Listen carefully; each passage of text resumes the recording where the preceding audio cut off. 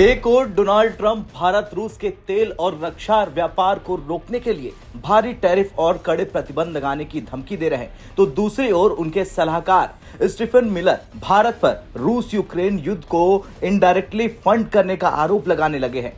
Stephen का कहना है कि भारत रूस से तेल खरीदकर यूक्रेन युद्ध को इनडायरेक्टली फंड कर रहा है और ये ट्रंप के लिए स्वीकार्य नहीं है और भारत को अपनी नीति पर पुनर्विचार करना चाहिए। स्टीफन मिलर ट्रंप प्रशासन में व्हाइट हाउस के डिप्टी चीफ ऑफ स्टाफ है। उनका बयान अमेरिका की तरफ से भारत पर लगाए जाने वाले बड़े आरोपों में से एक है। अब चलिए जानते हैं फॉक्स न्यूज को दिए इंटरव्यू में मिलर ने क्या कहा।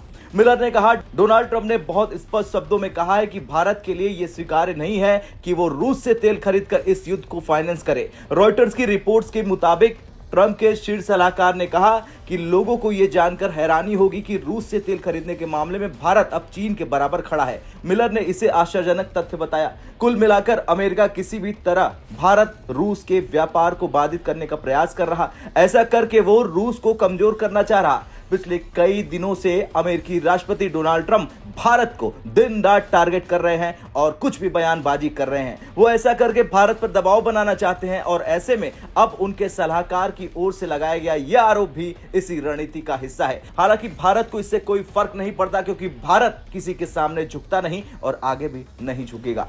और यह कहना कि भारत यूक्रेन युद्ध को इनडायरेक्टली फंड कर रहा पूरी तरह से गलत है। ट्रंप प्रशासन की ओर से भारत को लेकर यह टिप्पणी करना खासतौर पर तब जब भारत अमेरिका का इंडो पैसिफिक क्षेत्र में अहम साझेदार है, कहीं न कहीं दिखाता है कि यह रिश्ता अब दूसरी दिशा में जाने लगा है। हालांकि मिलर ने अपनी बात को संतुलित करते हुए कहा कि ट्रंप और प्रधानमंत्री नरेंद्र मोदी के रिश्ते शानदार हैं। फिलहाल देखना यह होगा कि भारत इस पर क्या प्रतिक्रिया देता है। फिलहाल भारत सरकार की तरफ से इस मुद्दे पर अभी तक कोई आधिकारिक प्रतिक्रिया नहीं आई है। वहीं रॉयटर्स की रिपोर्ट में कहा गया है कि वॉशिंगटन स्थित भारतीय दूतावास ने भी प्रतिक्रिया देने से साफ मना कर दिया है। लेकिन भारत सरकार ने यह संकेत दिया है कि अमेरिका के दबाव के बावजूद भारत रूस से तेल खरीदना जारी करेगा, क्योंकि इतना कुछ होने के बावजूद भी भारत सरकार ने रूसी कच्चे तेल की खरीद पर कोई रोक नहीं लगाई। भारत सरकार ने ऐसा कोई भी आधिकारिक निर्देश नहीं दिया। सरकार ने किसी भी रिफाइनरी को किसी खास देश से तेल न खरीदने का निर्देश नहीं दिया। ब्लूमबर्ग की रिपोर्ट की माने तो भारत की ओर से रूसी कच्चे तेल की खरीद को लेकर कोई आधिकारिक रोक नहीं लगाई गई है, जो अमेरिका के लिए एक बड़ा झटका है और अमेरिका को यह स्पष्ट संदेश है